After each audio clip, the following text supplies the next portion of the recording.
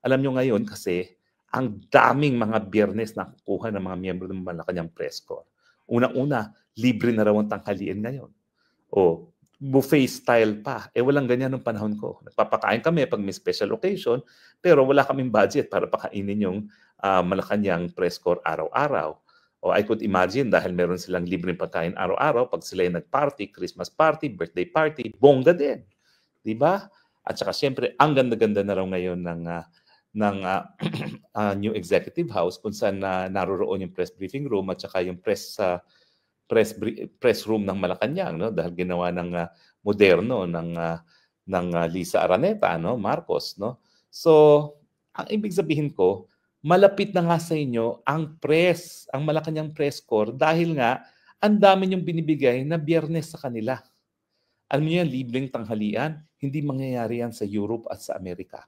Kasi magiging labag yan sa ethics dahil kapag kayo tumatanggap ng regular na Biyernes sa pamamagitan ng pagkain sa inyong news source, di ba parang suhol yan?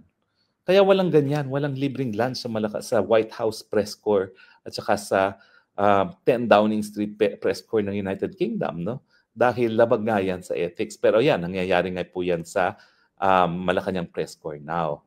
Ang tanong, miski na ang dami-daming Biyernes na ibibigay, ang gusto ng Malacanang, wala na talaga mahirap na tanong na hindi may sasagot si Auntie Claire.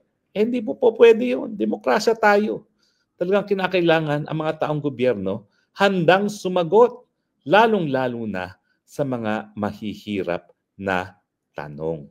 At ako naman po yung nagbibigay pugay, no? Kasi ang buong Malacanang Press Corps nagsalita na. Tinutulan nila yung pagpapaalis sa isa sa kanila dyan sa Malacanang Press Corps. At dapat lamang po. Kasi kung nangyari yan kay Eden Santos ng Net25 at wag na tayo magpaligoy-ligoy pa, syempre may influensya ang Net25 bilang opisyal na istasyon ng Iglesia ni Cristo, paano pa yung mga ordinaryong mga periodista?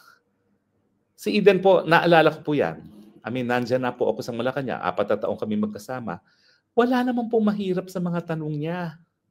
Talagang tanong lang ng ordinaryong mamamayan. Siguro si Pierre Nada, sasabihin ko na medyo mahirap ang mga tanong niya dahil well-researched ang mga tanong niya. Ako naman po, mabuti na lang. Ako naman ay wide reader. So parang wala naman siya may tatanong na hindi ko maisasagot. At kung wala naman talaga akong alam sa sagot, sasabihin ko, let me check on that matter. No? Hindi ka naman inaasahan na alam mo lahat. Hay, naku talaga. Pero talagang yan pong pagpapaalis kay Eden, yan po ay patunay na talagang ginuyurakan po ang karapatan ng malayang pananalita at malayang pamamahayag. At sinasabi ko po na hindi lang ito nangyayari sa Malacanang, nangyayari din po yan sa Senado dahil nga dun sa napakadaming libel suit na sinasampa ng